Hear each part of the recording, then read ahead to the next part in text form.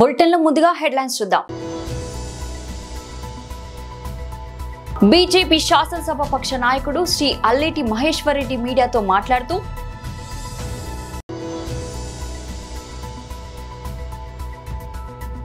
తెలంగాణ భవన్లో బీఆర్ఎస్ నాయకుల press meet.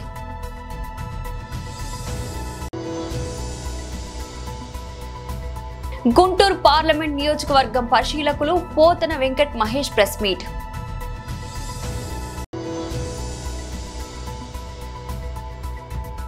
పరువు హత్యలపై సుప్రీంకోర్టుకు విజయ్ టీవీకే పార్టీ.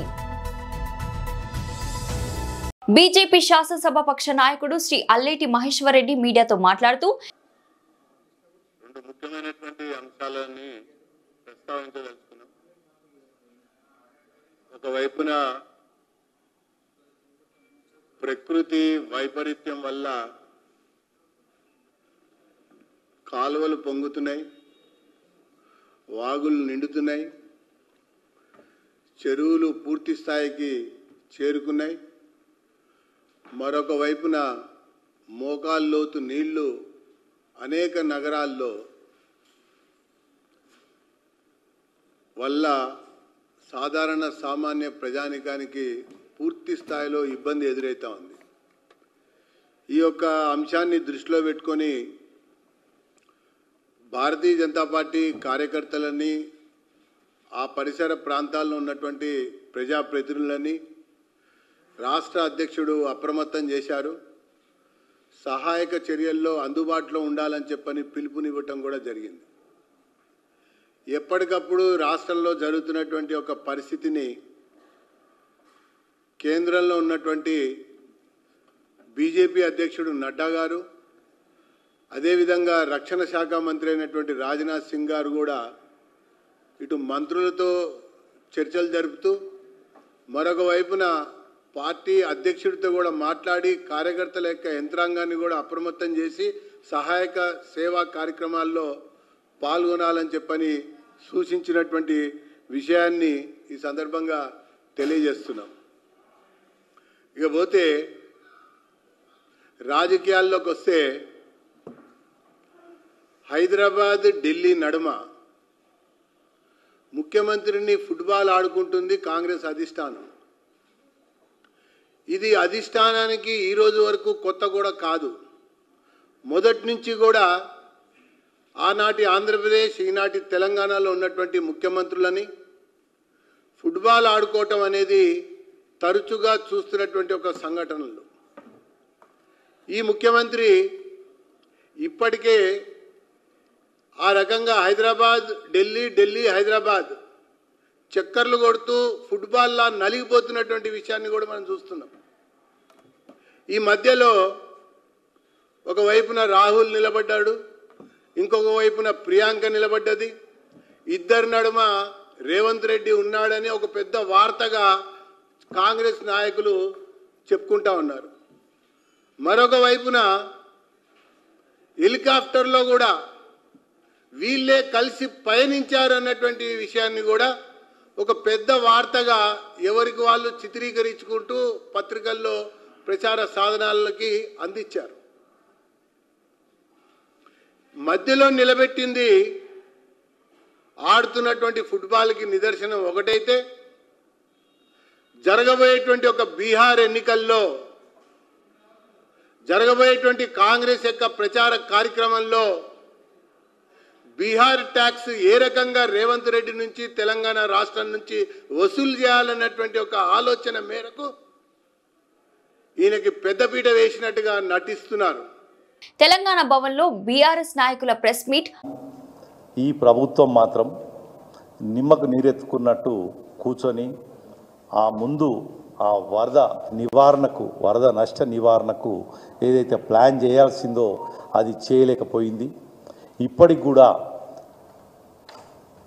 కామారెడ్డి, సంగారెడ్డి, మెదక్ ఏరియాల్లో ఏదైతే భారీగా కుంభవృష్టి పడ్డదో, రికార్డు మించి ఏదైతే వర్షం పడ్డదో, ఏదైతే క్లౌడ్ బర్స్ట్ అంటారో, కేవలం 5-6 గంటల్లోనే 25-30 సెంటీమీటర్లు పడి అక్కడ నానా బీభత్సం జరిగింది. అయితే ఇలా చెప్పాల్సింది ఏంటంటే ప్రభుత్వమే ఈ 2 రోజుల్లో భారీ వర్షాలు ఉన్నాయి అని ఒక హెచ్చరిక మాత్రం చేసి వదిలిపెట్టింది. అంతేగాని ఆ నష్టానికి ఎట్లా నివారించవచ్చు, ఏం చేయొచ్చు అన్నది మాత్రం పట్టించుకున్న పాపన పోలేదు. ఆ వినాయక చవితి కన్నా ముందు రోజు బాగా వర్షం పడడం వల్ల కామారెడ్డి పట్టణం అతలాకుతలమైన విషయం మీ అందరికీ కూడా తెలుసు. అలాగే సింగూరు ఆ పైన ఉన్న సంగారెడ్డి జిల్లాలో, అలాగే మెదక్ జిల్లాలో అంతటా కూడా యావరేజ్గా 40 సెంటీమీటర్ల వర్షం పడడం వల్ల చాలా నదులు, వంకలు, వాగులు అన్నీ కూడా ఉప్పొంగి ఎట్ ఏ టైం ఈ వనదుర్గ ప్రాజెక్ట్ ఏదైతే ఉందో అక్కడే దాటిన తర్వాత హల్దీవాగ్ కలిసిన తర్వాత సుమారు 2 లక్షల క్యూసెక్కుల వరద ఒక 1.5 డే పోయిందండి. దానివల్ల ఆ చిన్న చిన్న వాగులు, వంకలు ఏవైతే వచ్చినాయో దానితో ఉన్న వాటర్ అంతా కూడా కమ్మడం వల్ల ఇంకా చాలా ఎక్కువ నష్టం జరిగింది. మెదక్ జిల్లాలో, సంగారెడ్డి జిల్లాలో, కామారెడ్డి జిల్లాలో సుమారు 1,00,000 ఎకరాలకు సంబంధించిన ఏదైతే పంటలన్నీ కూడా మునిగిపోయినాయి. అంతకన్నా బిభిత్సమైన ముచ్చట ఏంటంటే చాలా గ్రామాలకు రవాణా వ్యవస్థ పూర్తిగా స్తంభించిపోయింది. చాలా రోడ్లు కూడా కొట్టుకపోవడం, చాలా కల్వెట్లు కూడా తెగిపోవడం. ఇంకా ఘోరమైన ముచ్చట ఏంటంటే ఏదైతే నేషనల్ హైవేస్ ఉన్నాయో వాటికి సంబంధించి కూడా రోడ్లు కొట్టుకపోయిన సంగతి మీ అందరికీ కూడా తెలుసు.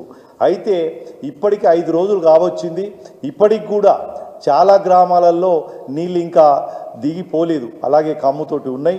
అయితే అక్కడ దూప్సింగ్ తండా అని హవేలిగన్పూర్ మండలంలో దూప్సింగ్ తండాలో ఆ గిరిజనులు పాపం ఇండ్లకు నీళ్లు పూర్తిగా వస్తే వాళ్ళ పక్కకున్న అడవిలో ఉన్న గుట్ట మీదకి ఎక్కి కాపాడుకున్నారు తప్ప ఈ ప్రభుత్వం ఏమీ చేయలేదు. అయితే అలాగే చాలామంది కూడా వరదల్లో చిక్కపోతే మేమందరం కూడా అధికారులను, మంత్రులను మాట్లాడితే సాయంత్రం వరకు కూడా ఆ రోజు అసలు హెలికాప్టర్లనే పంపించలేదు.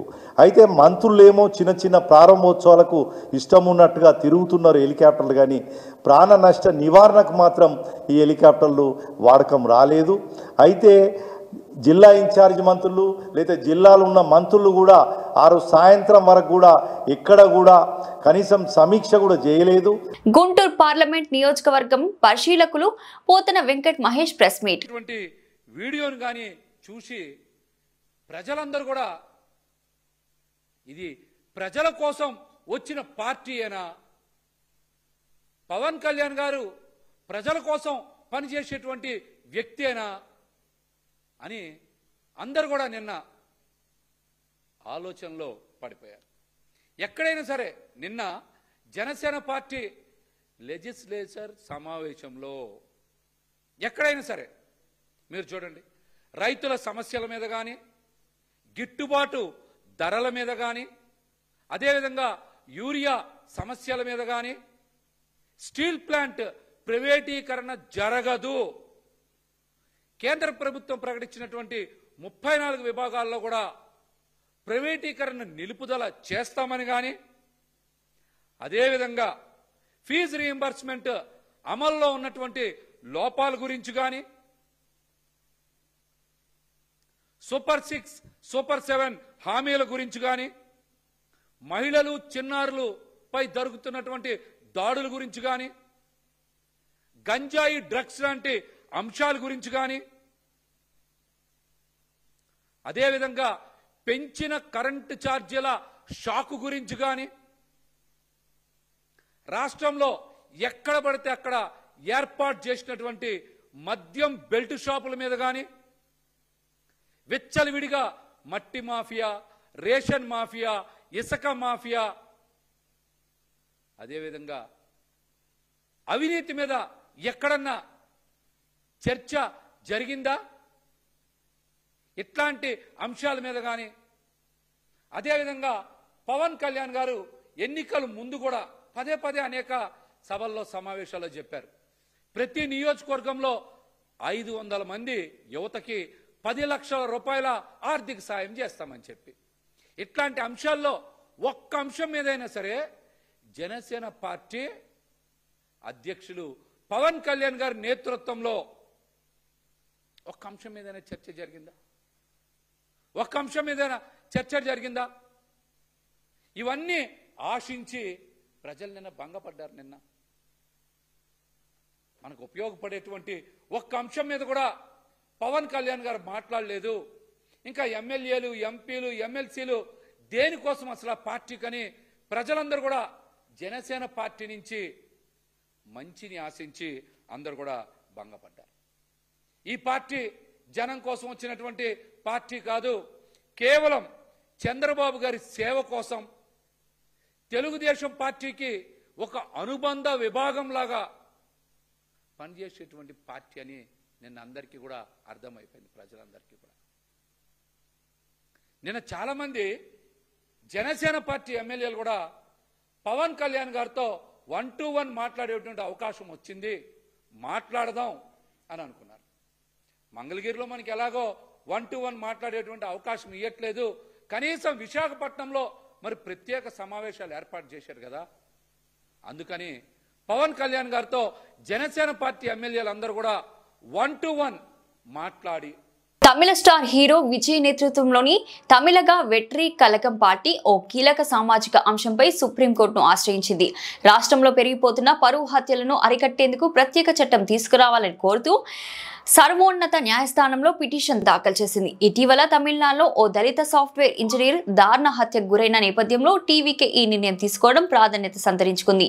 వివరాల్లోకి వెళ్తే జూలై 20న తిరునల్వేలిలోని ఐటీ ఉద్యోగి కవిల్ సెల్వ గణేశన్ పరువు హత్యకు గురయ్యారు. వేరొక సామాజిక వర్గానికి చెందిన యువతిని ప్రేమించడమే ఆయన హత్యకు దారితీసింది. ఈ ఘటనపై కేసు నమోదు చేసి పోలీసులు యువతి సోదరుడు సుర్జిత్, తండ్రి షవర్ణను అరెస్ట్ చేశారు. ఈ హత్య రాష్ట్ర వ్యాప్తంగా తీవ్ర సంచలనం సృష్టించింది. ఈ నేపథ్యంలో బాధితుడికి న్యాయం చేయాలని, భవిష్యత్తులో ఇలాంటి దారుణాలు పునరావృతం కాకుండా చూడాలని టీవీకే తన పిటిషన్లో పేర్కొంది. నిజానికి పరువు హత్యలపై కఠినమైన చట్టాలు తీసుకురావాలని తమిళనాడులోని పలు రాజకీయ పక్షాలు చాలా కాలంగా రాష్ట్ర ప్రభుత్వాన్ని డిమాండ్ చేస్తున్నాయి. అయితే ప్రభుత్వం నుంచి ఎలాంటి స్పందన రాకపోవడంతోనే తాము నేరుగా సుప్రీంకోర్టు తలుపు తట్టాల్సి వచ్చిందని టీవీకే వర్గాలు స్పష్టం చేశాయి. కాంగ్రెస్ పార్టీ ఇచ్చిన హామీలు నెరవేర్చడంలో విఫలమైందని, కాంగ్రెస్ పార్టీలో కార్యకర్తలకు భరోసా కరువైందని, కాంగ్రెస్ పార్టీకి రాజీనామా చేసి సెప్టెంబర్ 6న బీఆర్ఎస్ లో చేరుతున్నట్లు విలేకరుల సమావేశంలో ప్రకటించిన మాజీ మున్సిపల్ చైర్మన్ బి కేశవ్, మాజీ కౌన్సిలర్లు, నాయకులు, కార్యకర్తలు.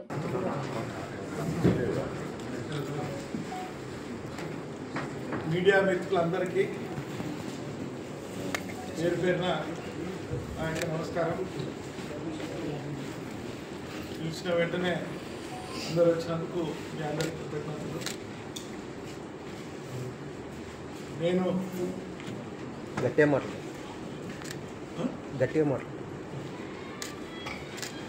నేను కాంగ్రెస్ పార్టీ లోపల పనిచేయడం జరిగింది. ఈరోజు కాంగ్రెస్ పార్టీకి రాజీనామా చేసి 6వ తారీఖున మరియు 6వ తారీఖు ఏమన్నా ఇబ్బందులు ఉంటే 10వ తారీఖు ఈ 2 తేదీ లోపల భారత బీఆర్ఎస్ పార్టీ కార్యనిర్వాహక అధ్యక్షులు కల్వకుంట్ల తారక రామారావు గారి సమక్షం లోపల పార్టీలో చేరడం జరుగుతుంది. నాతో పాటు పలువురు కౌన్సిలర్లు, పలువురు సర్పంచులు, పలువురు ఎంపీటీసీలు, మా మార్కెట్ యార్డ్ వైస్ చైర్మన్ గారు, వీరితో పాటు పెద్ద ఎత్తున బీఆర్ఎస్ పార్టీలో చేరడం జరుగుతుంది. పార్టీ మారడానికి ఉద్దేశం, పార్టీ గతం లోపల కాంగ్రెస్ పార్టీ లోపల కార్యకర్తల సమావేశం ఏర్పాటు చేసి సుమారు 2000 మంది గత 2 నెలల కిందట పార్టీ లోపల మరి కార్యకర్తల భవిష్యత్తు గురించి మాట్లాడడం జరిగింది. మరి పార్టీ పిలిచి ఏమైనా మాట్లాడుతుందేమో అనుకున్నాం, కానీ ఎవరు ఎలాంటి స్పందన లేదు. కాబట్టే మరి ఈరోజు కాంగ్రెస్ పార్టీకి మా అవసరం లేదని నిర్ణయించుకున్న తర్వాత బీఆర్ఎస్ పార్టీలో చేరడానికి సన్నద్ధం చేసుకోవడం జరిగింది.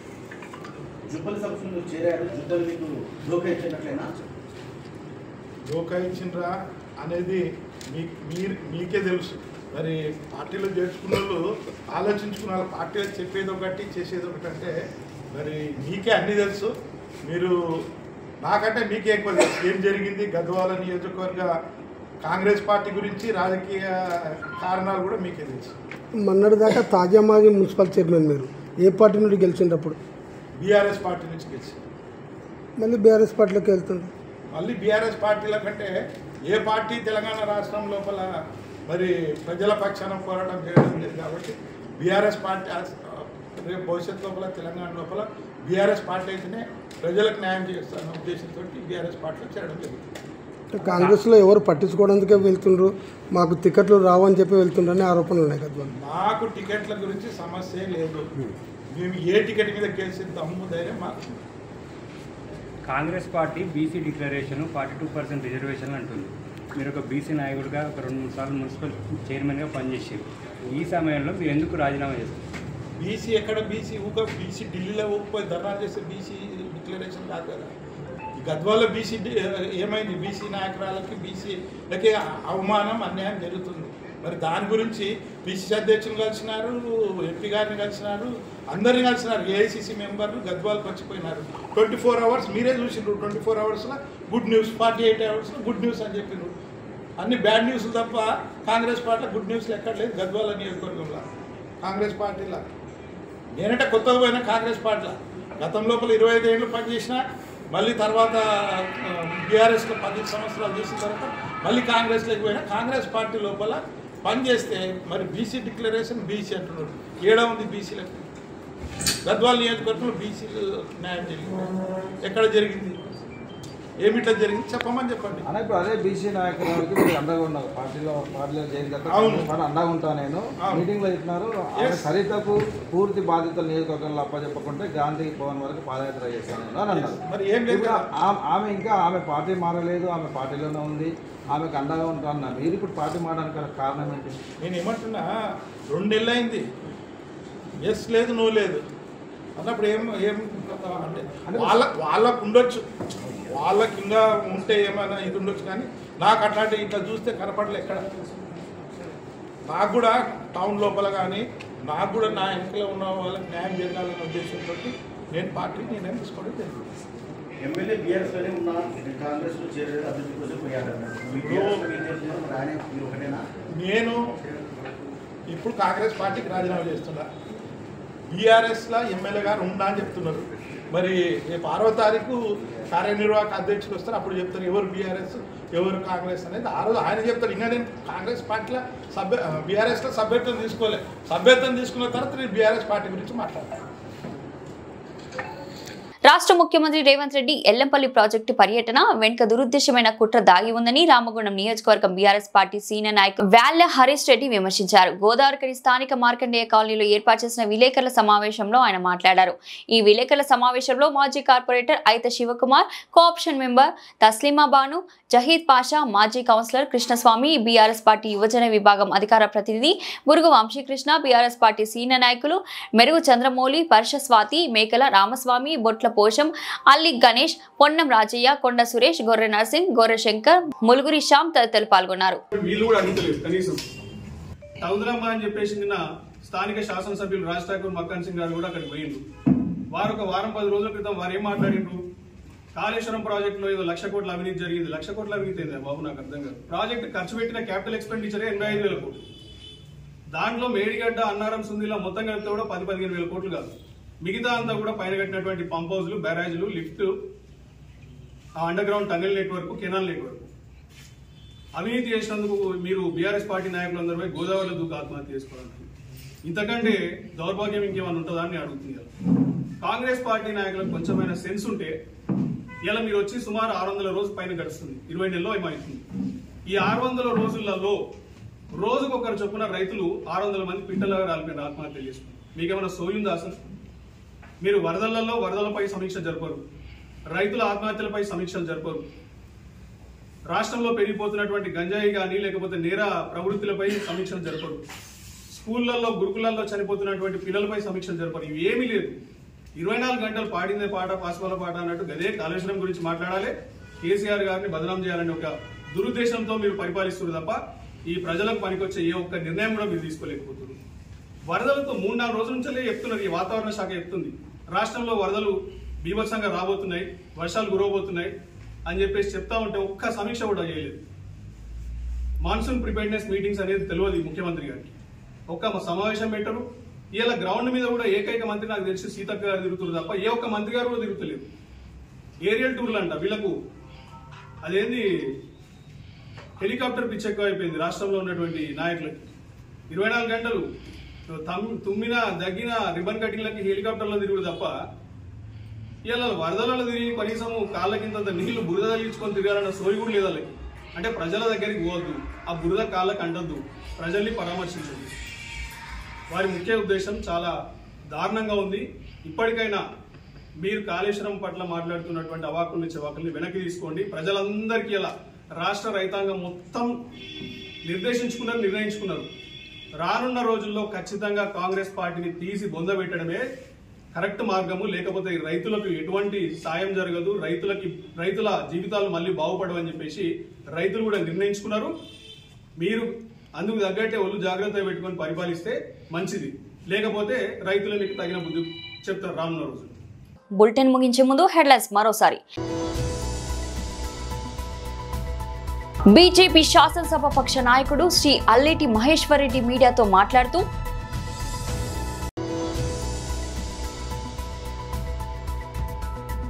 తెలంగాణ భవన్లో బీఆర్ఎస్ నాయకుల ప్రెస్ మీట్.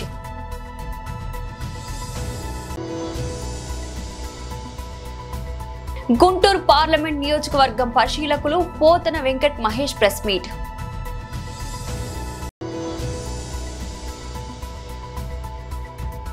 పరువు హత్యలపై సుప్రీంకోర్టుకు విజయ్ టీవీకే పార్టీ. ఇది ఇవాల్టి బులెటిన్. మరో బులెటిన్లో మళ్ళీ కలుద్దాం. అంతవరకు సెలవు.